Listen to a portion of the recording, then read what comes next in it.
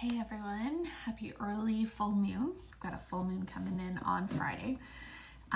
It's funny, as I was sitting down tonight to carve out some space to record this, I was tapping into my own energy and I'm feeling really drained.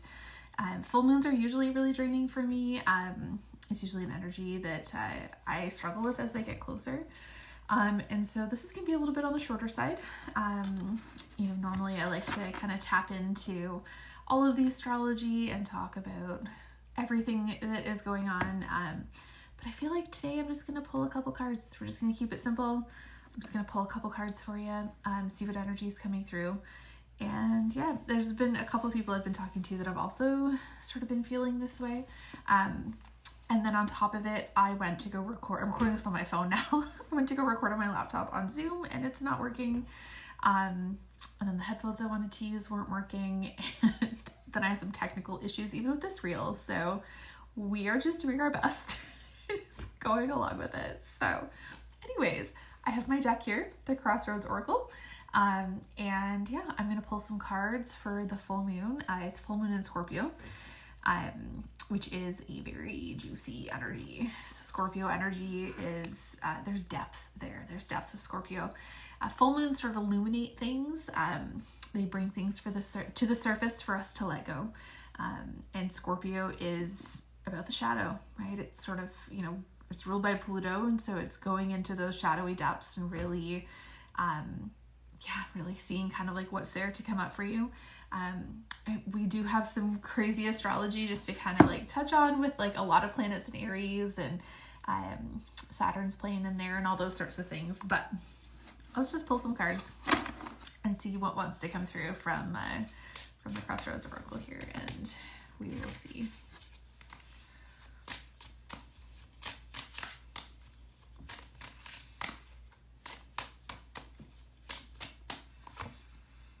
Oh, okay. Love this. So let's see if the light, yeah, there we go.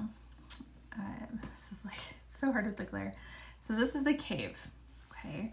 And this card is from the realms, which is sort of like, there's different suits in this deck, but this one is the realms. And it's interesting is like, I'm very much feeling this energy right now of where I want to be. And yeah, like it's just a very like coming in and healing sort of energy. So I'm just going to place this card down on my laptop and sort of look at it as I tap into the energy here. Okay. So the cave right away, like the words on the bottom here, like right along the bottom here, it's, darkness, gestation, and retreat. And so what that means for me is like, it's sanctuary energy. I love caves. And when I designed this deck, the cave came through with that energy of like, it's a sanctuary. It's like a womb space. Like you're going inwards in silence. There's a safety there. There's stillness. And it's where you kind of go to retreat to figure out where you're going next. This card in particular is, I believe it's the second card in this suit. So it's kind of like you're, faced with the decision of like where you're going. And then you kind of like, you're like, okay, I'm just going to like take pause and figure out, like, I believe the card that comes before this one is the Crossroads. And so it's like, hey, like you have a choice to make here. You're at a crossroads moment. But first we're going to like go into the cave. We're going to go into the cave and just like do some like preparation to figure out where we're going next. So yeah, like the cave is very much for me like a card of just like peace and inner knowing and like returning to self.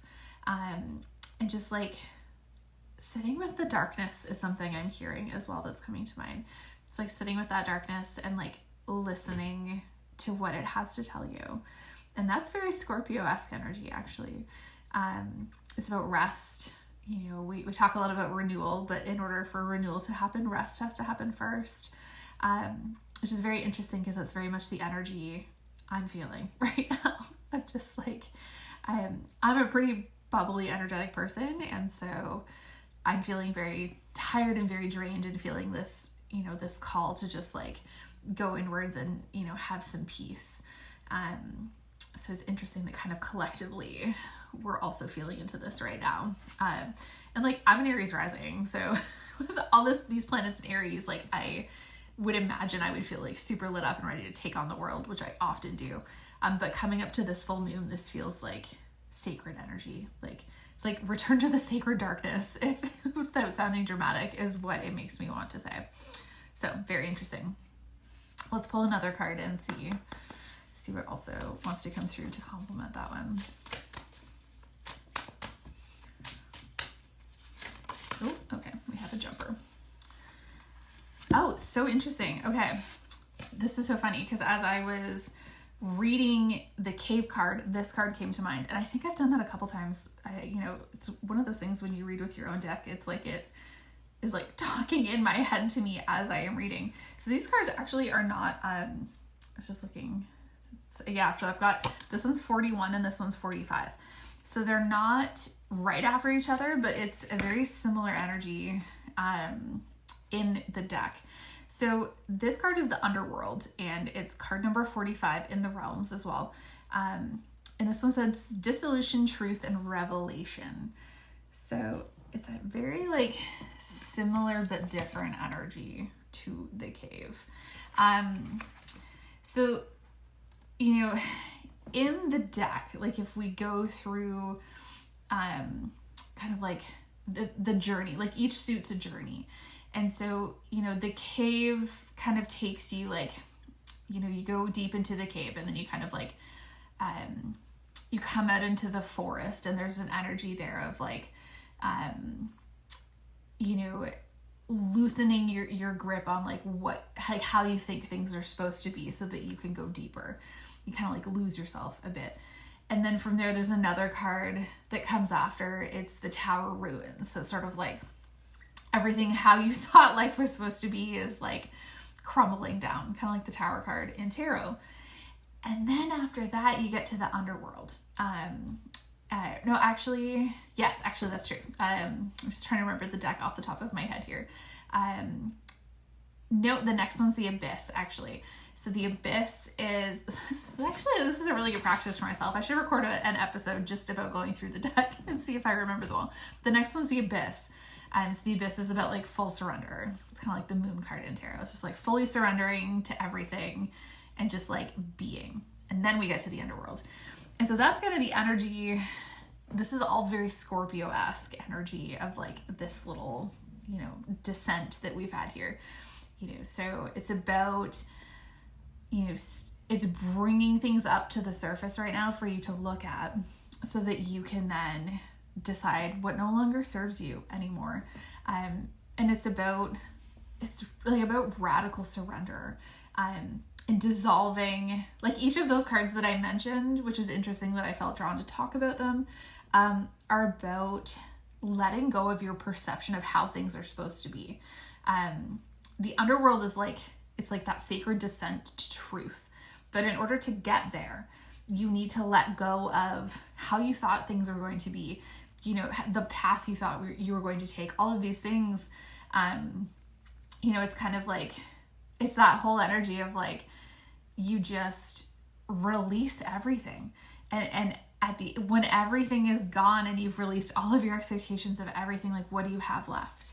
And then you go deeper and you go deep through those layers. And that's sort of where this Underworld card comes in. You know, this card is like, what is wanting to be uncovered right now. You know, in the depths of your soul, like those forgotten, buried, like exiled part of yourselves, what is there, right? And like, in order to get that revelation, to like get that clarity, to really like know who you are, it's about digging down so you can have like a solid foundation. If you look at it as like the foundation of your becoming, like who are you becoming? What's that next path or that next energy that you're stepping into? And you need to build a solid foundation. So I'm kind of seeing it as like, you got to dig a basement, right? Like you dig a basement first and then you lay your foundation. So you got to go down into the Underworld. And you know, it's interesting, like if you kind of like go back through those couple cards I mentioned, you know, you come out of the cave into the forest, right? And the forest is really just about like tuning into like your, you know, like your, it's like letting go of how, like structure, like how you think things should be, and just letting things like kind of be more like wild and natural. And then from there, it's like you move into, yeah, like the tower rooms, right? Like you come out of the forest and you see like the towers crumble down and caught on fire, and you're like, wow, that is not how I thought it was going to be. And then as your life is falling apart, you surrender and you just fall into the abyss. And the abyss card is just about like, it's like sinking down into those depths. And then the underworld, that's where we are, right? And so really like the underworld is a raw card. Also, it's about like nothing can survive in the underworld that isn't authentic, that isn't real. You know, and I really feel like collectively that's a lot of the energy that we are working with this full moon. In Scorpio, it's Pluto ruled, right? Like there's it's, you know, I kind of very much see it as like, there's a lot of us right now at crossroads. Like we're about to take this new path, start this new journey. But in order to do so, like you have to get really clear on who you are and where you're going. And like really like radically accept all the parts of yourself. And sit with them, like sit with those shadows. That's what this full moon is asking us to do.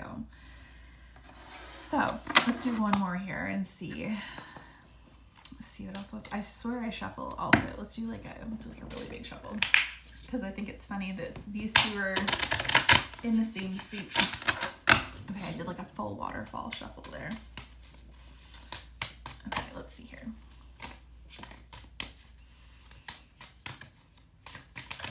Oh, here we go. Ooh, it's a nice one. Okay. So I don't know if that is showing up here. We have the thread.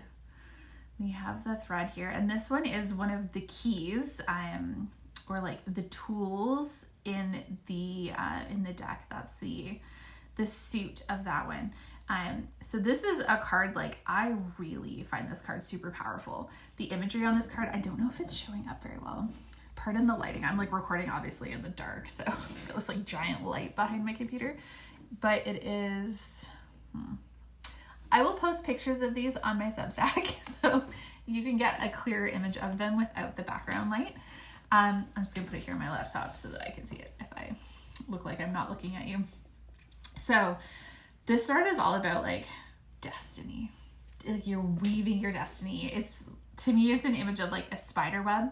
There's all these orbs around the spider web, and it's subtle. It's like subtle weaves. I very much see, you know, our fate and timelines and the paths we're on as like threads, like golden threads.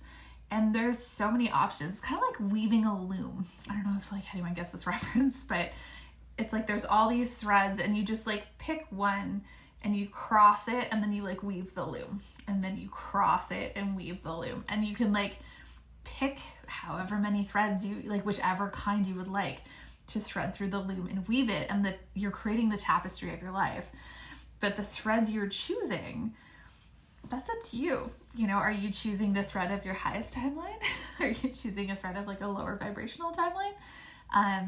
It's like that subtle weave of fate through the whole tapestry of your life. And like, you're in control of that. You're the one doing the weaving. You know, and I very much see it as like that tapestry of your life, like all of those moments, choices, people, other souls you've connected with are all like woven into this tapestry. And it starts to create a pattern. And so like when this card comes through, it's like, ooh, I just got shivers, but it's like, it's fate calling, being like, hey, you have an opportunity here. Fate is calling you and, you know, asking you, is this the thread you want to be pulling right now? Or are you ready to pick a different one? You know, it's the idea that like your fate or your destiny isn't fixed. It's not something that is, you know, necessarily predetermined, but it's a living design. Like the tapestry is living, right? Like we know we're making a tapestry, like that is set in our, like if you work with my loom analogy here. So like we're making a tapestry, but what the pattern looks like and what colors you choose is completely up to you. That's your choice. And that to me is where fate comes in, right? And where choice comes in here.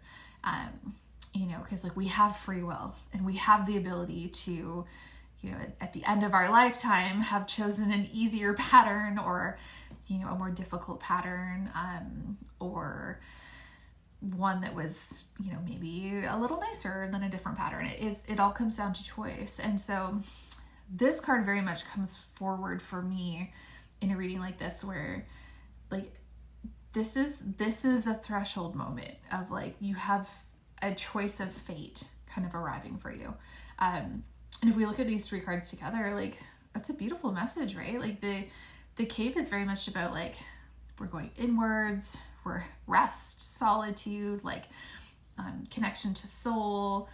Is very like sacred energy, sacred solitude is what I'm hearing with that card. The underworld is like there's some work there.